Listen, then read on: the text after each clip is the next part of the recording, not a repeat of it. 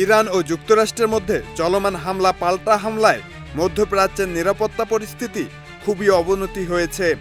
এমন পরিস্থিতিতে মার্কিন নাগরিকদের জন্য সর্বোচ্চ ভ্রমণ সতর্কতা জারি করেছে দেশটি।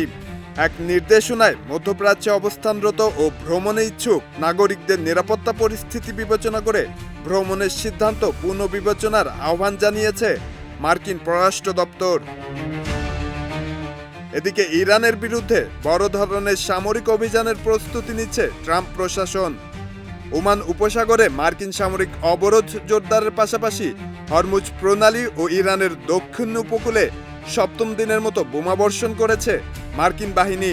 মার্কিন প্রতিরক্ষামন্ত্রী পিট হেগসেথ স্পষ্ট জানিয়েছেন, হরমুজ প্রণালী ইরানের নিয়ন্ত্রণে নেই।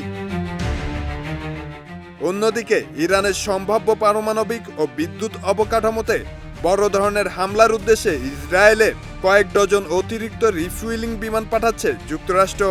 মার্কিন ক্ষেপণাস্ত্র হামলায় ইতিমধ্যে ইরানের হরমোজগান প্রদেশে জাং শহরের বিদ্যুৎ ও পানি শোধন কেন্দ্র মারাত্মকভাবে ক্ষতিগ্রস্ত হয়েছে।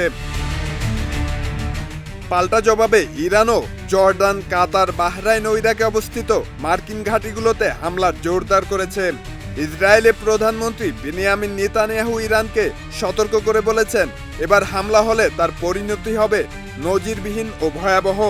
সব মিলিয়ে পুরো মধ্যপ্রাচ্য এখন পূর্ণাঙ্গ যুদ্ধের আশঙ্কা দেখা দিয়েছে। শব্দনীল, দেশ রূপান্তর।